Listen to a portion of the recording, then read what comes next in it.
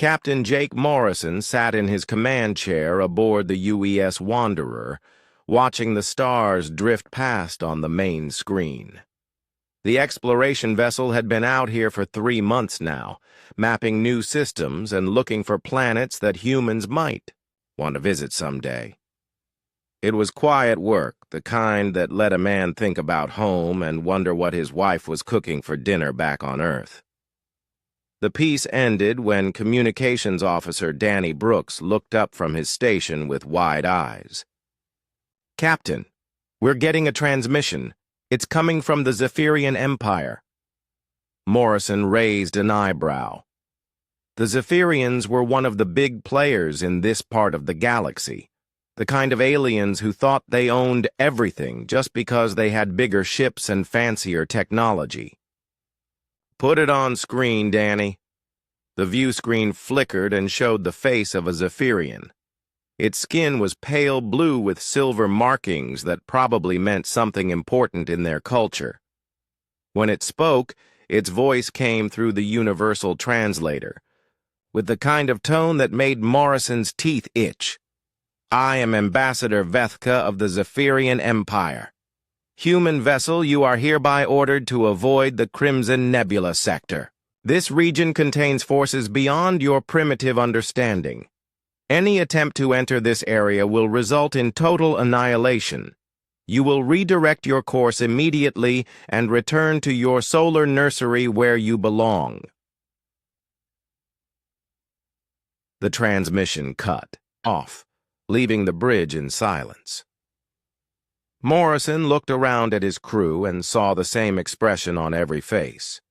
It was the look humans got when someone told them they couldn't do something. Dr. Lisa Parker, the ship's xenobiologist, was the first to speak. Well, that was unnecessarily rude. Commander Steve Carter, Morrison's second-in-command, pulled up a star chart on his screen. "The Crimson Nebula is about 2 days from here at current speed. According to our maps, it's just a standard stellar SO formation. Nothing special about it." "Nothing special that we know of," corrected Chief Engineer Maya Rodriguez from her station. "But if the Zephyrians are telling us to stay away, there must be something interesting in there." Morrison nodded, slowly. In his 20 years of space exploration, he had learned one important rule. When someone tells you not to look at something, that's exactly what you should look at first. "Danny, can you trace where that transmission came from?" Brooks worked at his console for a few minutes, his fingers dancing over the controls. "That's strange, Captain. The signal originated from inside the nebula itself. The Zephyrians are already in there. So they're telling us to stay away from a place where they're hanging out?" Morrison asked. "That doesn't sound suspicious at all." Dr. Parker looked up from her own analysis. "Captain, I'm reading some unusual data from that transmission. The metadata shows this exact same message has been sent to 17 other human vessels in the past month." Carter frowned. 17 ships? That's a lot of warnings for one nebula." Rodriguez pulled up the stellar cartography data and whistled low. "Captain, you need to see this. I'm detecting massive energy signatures from the nebula's core. These readings don't match anything in our database." Morrison studied the energy patterns on the screen. They pulsed in regular intervals like a heartbeat made of pure power. Whatever was creating those signatures, it was big and it was active. "There's something else," Danny said, looking troubled. "The Empire's warning came with detailed instructions on safe routes around the nebula. But these routes would take us away from 3 systems we were planning to explore. Systems that show high concentrations of rare minerals." The pieces started falling into place in Morrison's mind. The Zephyrians weren't warning them away from danger. They were trying to redirect human exploration away from something valuable. It was an old trick, but it usually worked on species that were easily intimidated. "Maya, what's our current status?" Morrison asked. All systems running smooth, Captain.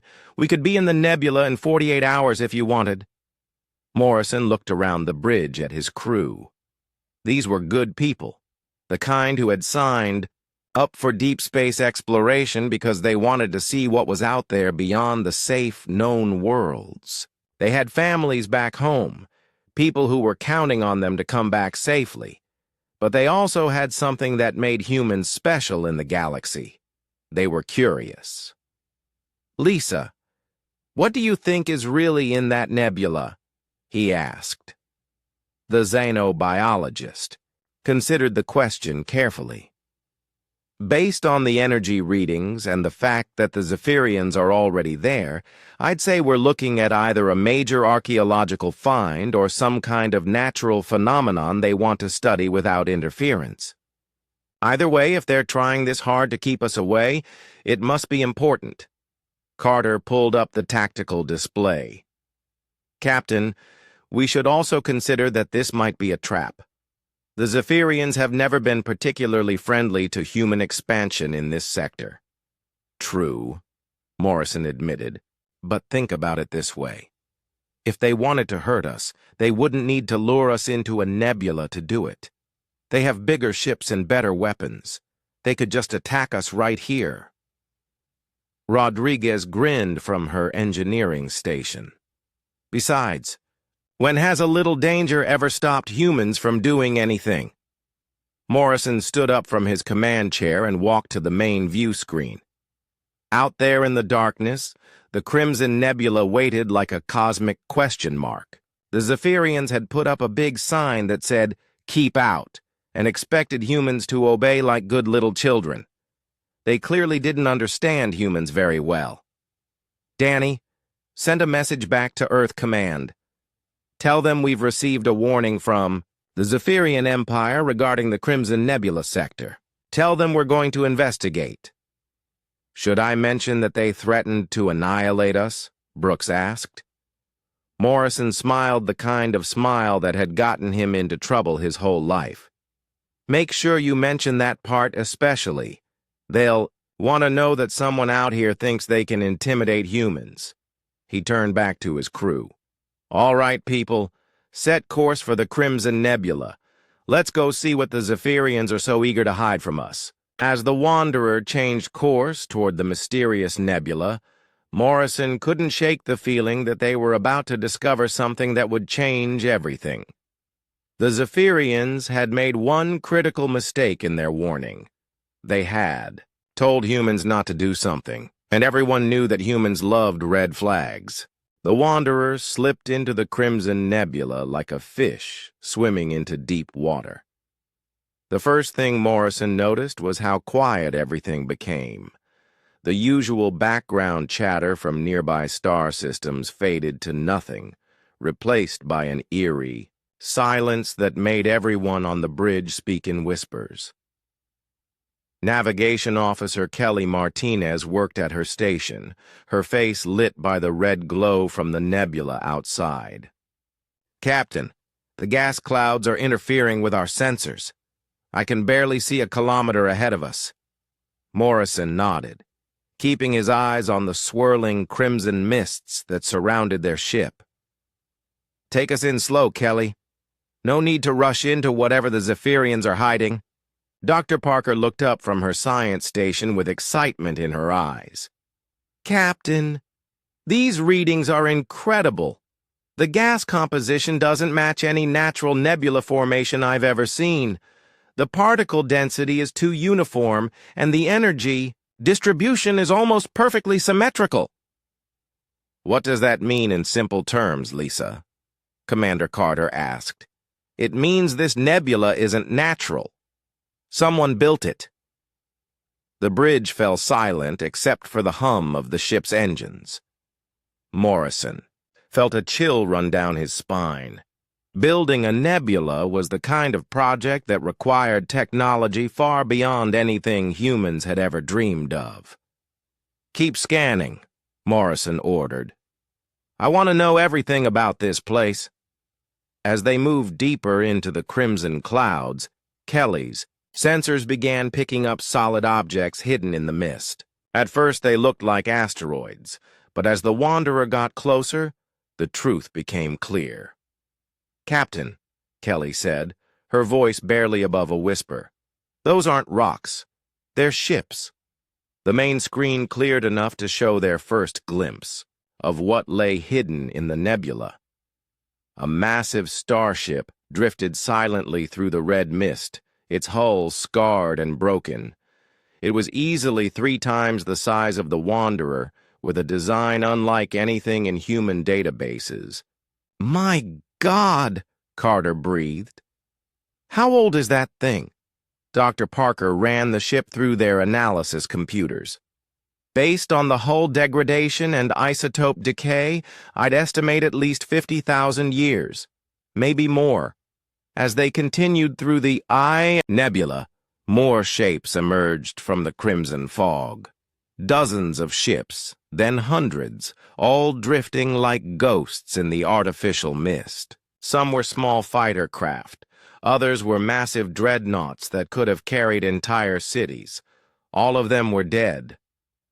"It's a graveyard," Maya Rodriguez said quietly. "The whole nebula is one giant ship graveyard." Morrison studied the wrecks on the screen. Each ship showed the same type of damage, precise energy weapon strikes that had cut through their hulls like paper. Whatever had killed these ships, it had been thorough and efficient. "Danny, are you picking up any active signals?" Morrison asked. Brooks shook his head. "Nothing, Captain.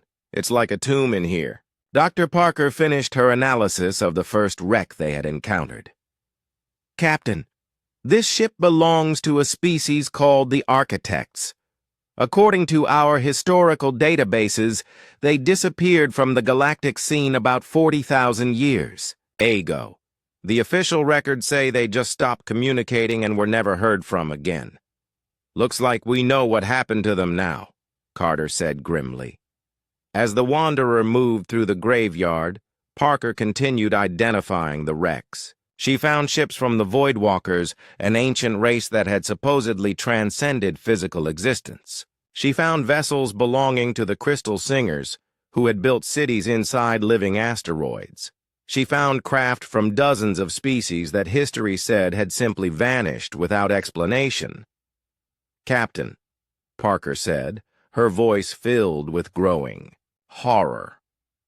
"All of these species disappeared at different times over the past 1,000,000 years. But they all have one thing in common. The Zephyrian Empire was expanding into their territories when they vanished." Morrison felt pieces of a terrible puzzle clicking into place. "Keep scanning, Lisa. I want to know everything." Chief Science. Officer Ryan Bell had been quiet during most of their exploration, but now he looked up from his station with excitement.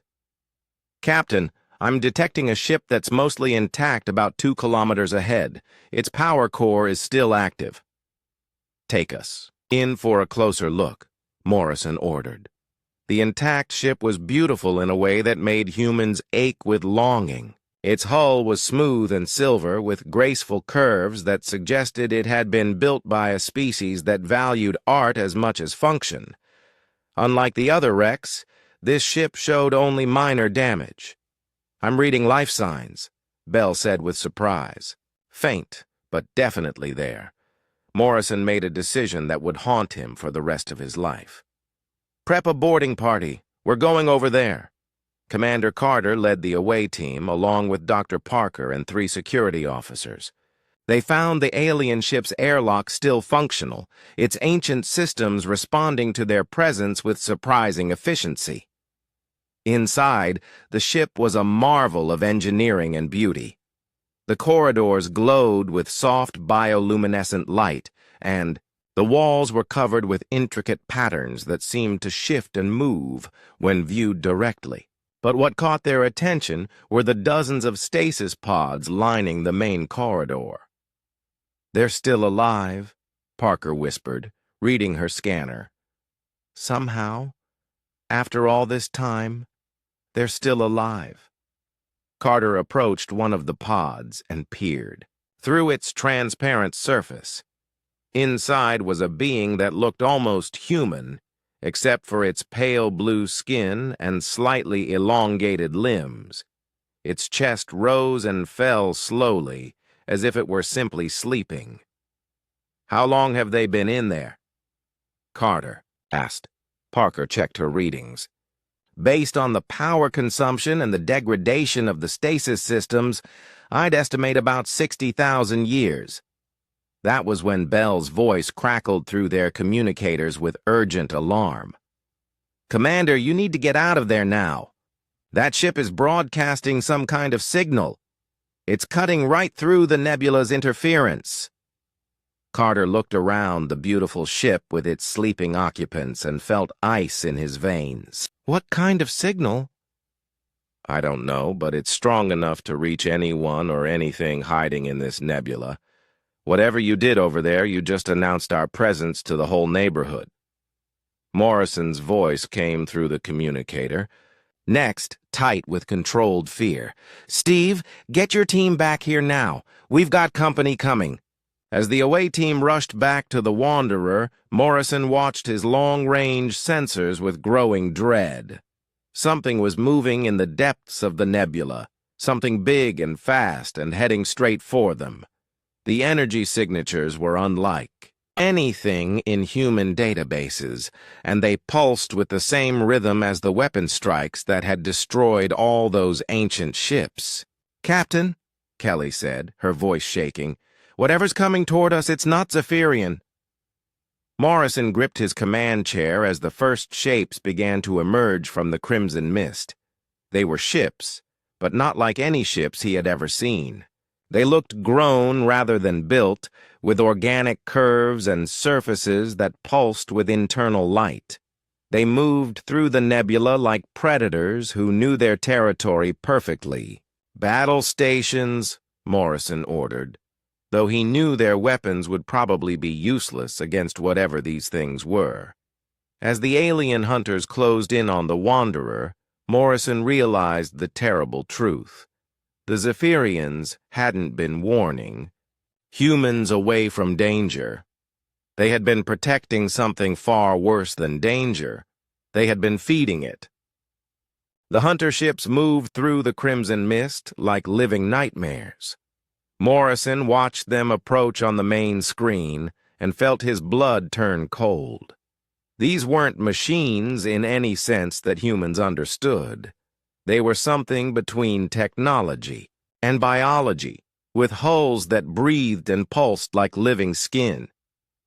"Captain, I'm reading massive biosignatures from those ships," Dr. Parker reported, her voice tight with fear. "They're not just ships. They're alive." The first hunter reached the Wanderer and circled it slowly, like a shark studying its prey. Morrison could see details on its surface now, veins of glowing energy that ran along its hull like blood vessels, and sections that opened and closed like breathing gills.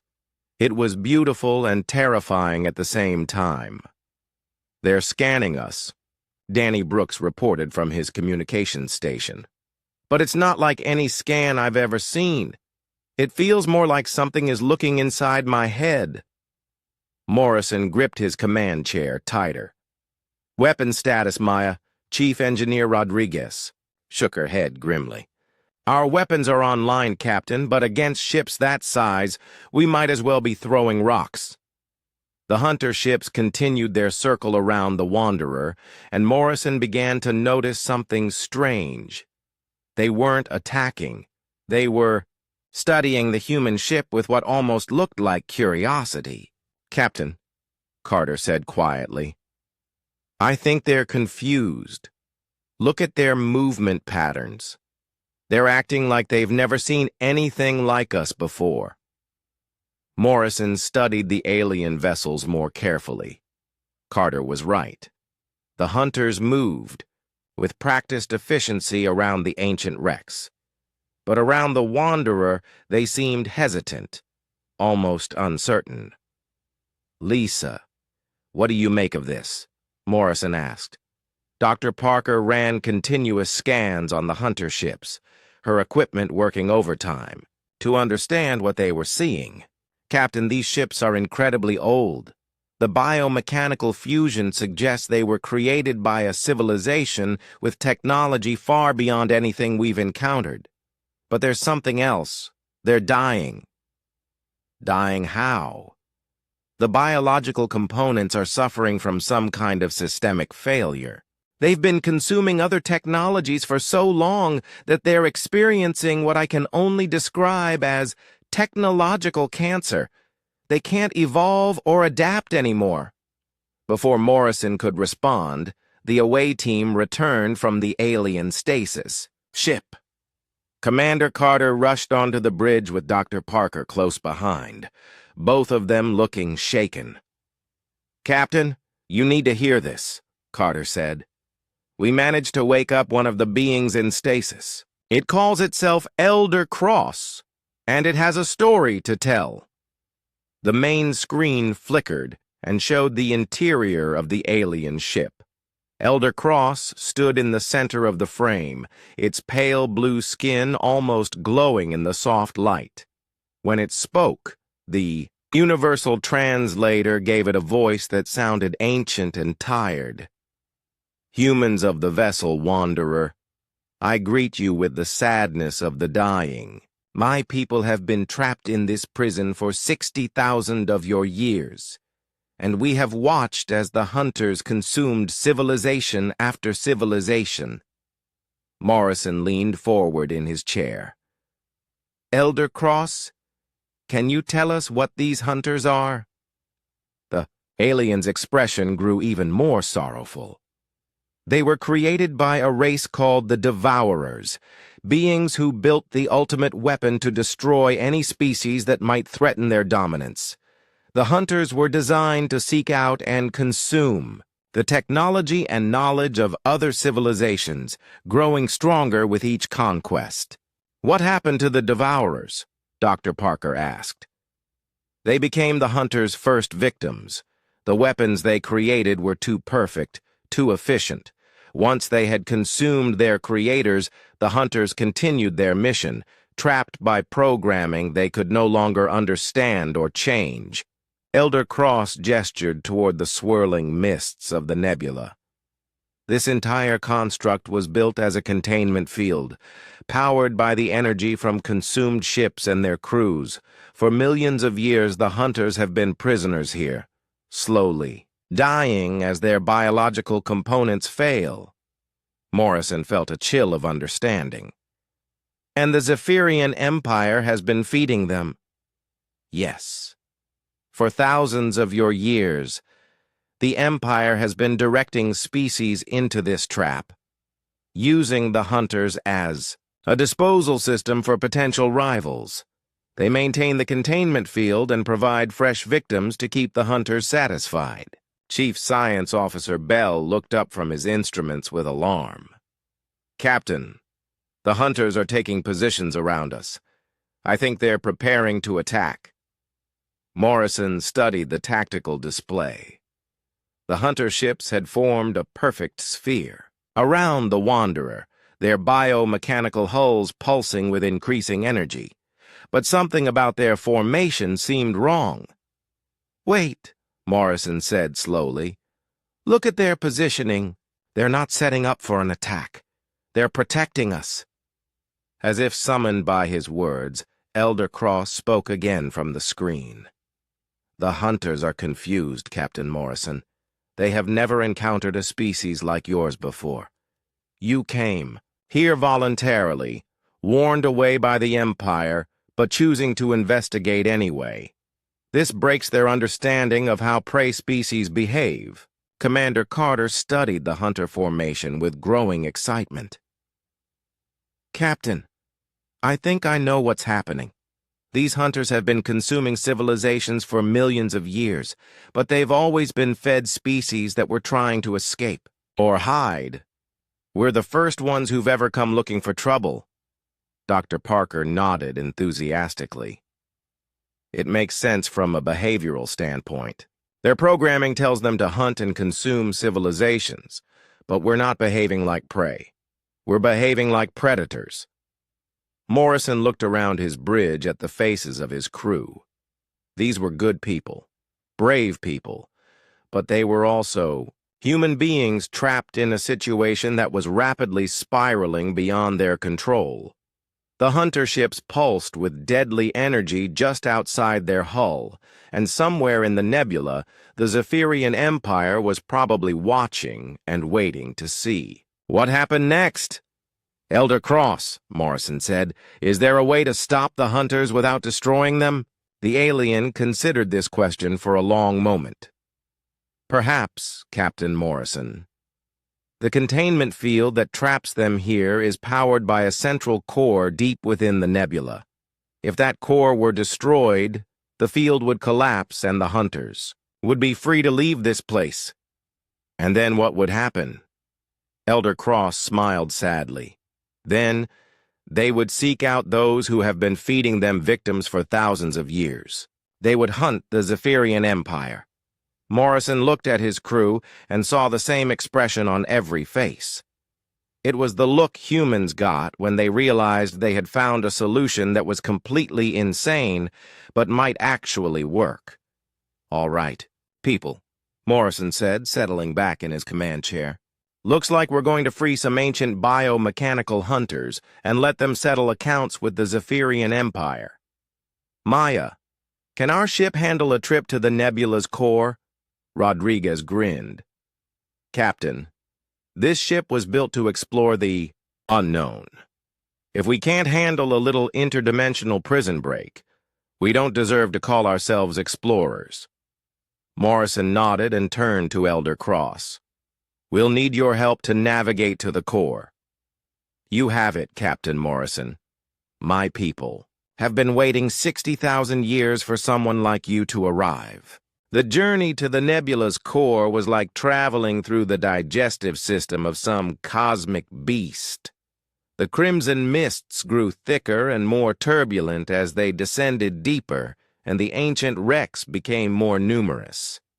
Elder Cross guided them through passages that had been hidden for millions of years, his people's knowledge of the prison proving invaluable.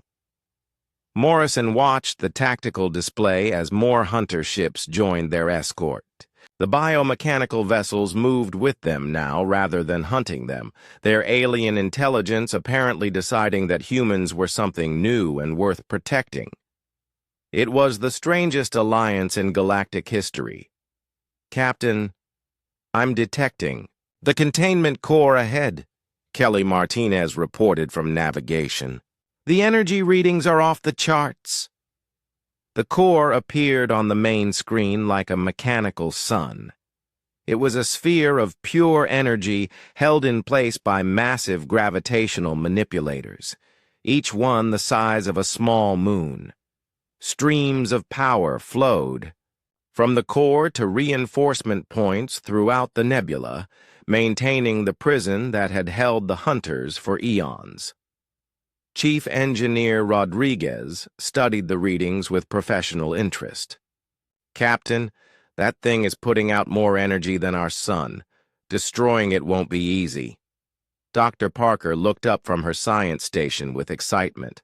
Maya, what if we don't destroy it? What if we redirect it? Redirect it where? Back into the hunters themselves. They're dying because their biological components can't handle the technological fusion anymore. But what if we could use the core's energy to heal them instead of imprisoning them? Morrison considered this idea. It was typically human in its audacity. Instead of destroying their enemies, they would try to cure them. Elder Cross, would that work? The alien studied the energy patterns on his own displays. It is possible, Captain Morrison. The core contains the accumulated life force of millions of consumed civilizations. If that energy could be channeled properly, it might restore the hunters to their original state. Commander Carter frowned at the tactical display. There's just one problem. The Zephyrian Empire isn't going to let us waltz in there and tinker with their pet monsters. Look, on the screen, sleek Zephyrian warships emerged from hidden positions around the core. They had been waiting, probably watching the whole time as the humans and their strange escort made their way through the graveyard. "Human vessel," came the familiar, arrogant voice of Ambassador Vethka. "You have violated Imperial space and interfered with Imperial security operations. Surrender immediately or be destroyed." Morrison stood up from his command chair and straightened his uniform. "Ambassador, with all due respect, this isn't Imperial space. This is a prison you've been using to dispose of inconvenient civilizations for thousands of years." There was a pause in the transmission, and when Vethka spoke again, his voice was colder. "You understand nothing, primitive creature. The hunters must be contained. If they escape, they will consume everything in their path. Including you," Morrison pointed out, "which is probably why you're so eager to keep them locked up." The Zephyrian fleet began moving into attack formation, their weapons powering up for what would be a very short battle. The human ship was outnumbered 20-1, and the Zephyrian vessels were armed with weapons that could turn the Wanderer into vapor in seconds. That was when the hunters decided whose side they were on. The biomechanical ships that had been escorting the Wanderer suddenly accelerated toward the Zephyrian fleet with impossible speed. Their hulls blazed with energy as weapons that had been dormant for millions of years came online. The first Zephyrian ship died before its crew even realized they were under attack. "All ships engage the hunters!" Vethka screamed over the communications channel. "Destroy them before they escape the containment field." The battle that followed was unlike anything Morrison had ever seen. The Zephyrian ships were advanced and well-armed, but the hunters fought with the accumulated combat experience of 1,000,000 conquered civilizations. They moved through space like living things, dodging energy beams and returning fire with weapons that seemed to grow from their hulls. "Captain," Rodriguez called from her station, "the hunters are keeping the Zephyrians busy, but we need to move fast. Those Imperial ships are trying to overload the containment core." Morrison realized what the Zephyrians were planning. If they couldn't control the hunters anymore, they would destroy them along with the entire nebula.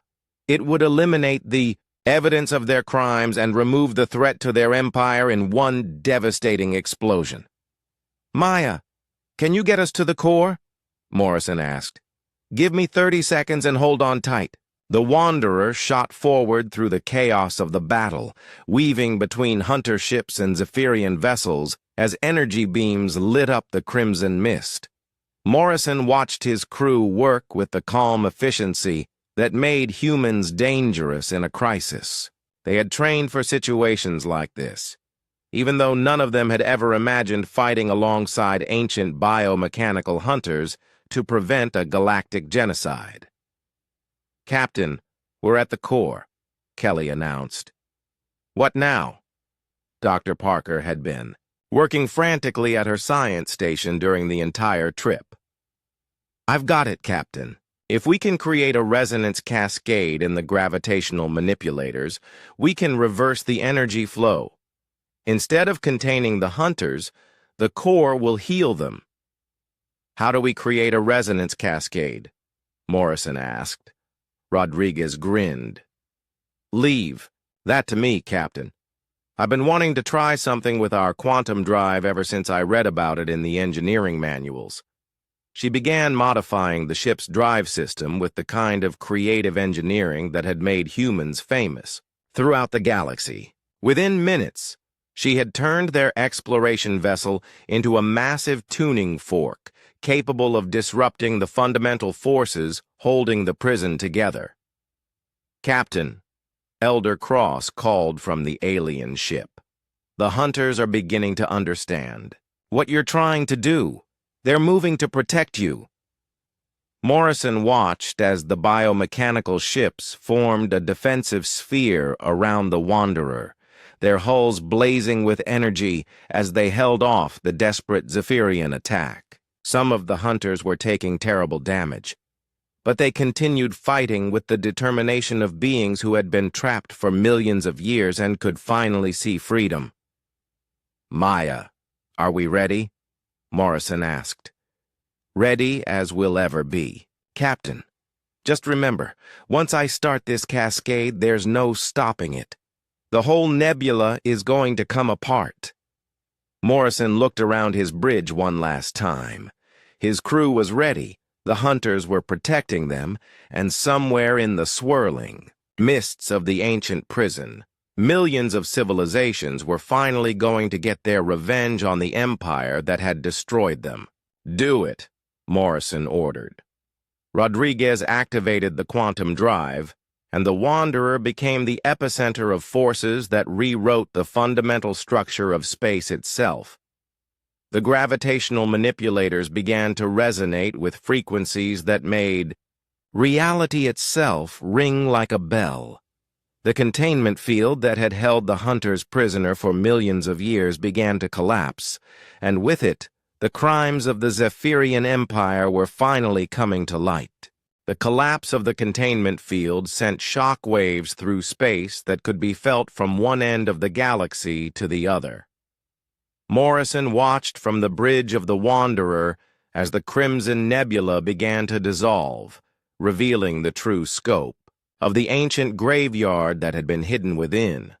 Thousands of ships from hundreds of different civilizations drifted in the void where the prison had been. Some were so old that their hulls had turned to crystal, while others looked like they had been destroyed only yesterday. It was a monument to the Zephyrian Empire's crimes that stretched back millions of years. But the most amazing sight was the hunters themselves. As the core's energy flowed back into their biomechanical systems, they began to change. The cancer-like growths that had been slowly killing them dissolved away, and their hulls took on the sleek, purposeful lines they had possessed when they were first created. "Captain," Dr. Parker said with wonder in her voice, "they're not just healing. They're remembering." The largest of the hunter ships approached the Wanderer, its biomechanical hull now gleaming with health and intelligence. When it spoke, the voice that came through the communications system was nothing like the mindless predator Morrison had expected. "Humans of the vessel Wanderer, I am Designate Prime of the Convergence Fleet. We thank you for freeing us from our torment. We remember now what we were before the madness took us." Morrison stood up from his command chair, still hardly believing what he was hearing. "What will you do now?" "We will fulfill our original purpose, but correctly this time. We were created to protect civilizations from those who would destroy them. The Zephyrian Empire has much to answer for." As if summoned by those words, the surviving Zephyrian ships began broadcasting desperate pleas for mercy. Ambassador Vethika's voice had lost all of its arrogance, replaced by the kind of terror that came from watching your entire world view collapse. "Wait," Vethika transmitted, his voice shaking. "You don't understand. We were protecting the galaxy from these monsters. Everything we did was for the greater good." Designate Prime's response was cold as space itself. "We remember every species you fed to us, Empire. We remember their ships, their cultures, their desperate final transmissions. There is no greater good in genocide." The hunter fleet began moving toward the edge of the nebula, heading in the direction of Zephyrian space. Morrison realized that, after millions of years, the ancient victims were finally going to get their justice. But there was still work to be done in the dissolving nebula. Elder Cross and his people were not the only survivors hidden among the wrecks. As the containment field collapsed, stasis pods and emergency shelters that had been powered down for millennia began coming online.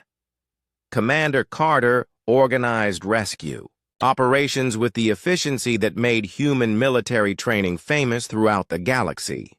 Teams from the Wanderer worked alongside awakened survivors to search through the wreckage for anyone else who might have survived the long imprisonment. Captain, Communications Officer Brooks reported, "We're getting signals from at least 40 different ships out there. Some of these civilizations have been presumed extinct for hundreds of thousands of years." Dr. Parker was like a child in a toy store, cataloging species and technologies that rewrote everything humans thought they knew about galactic history.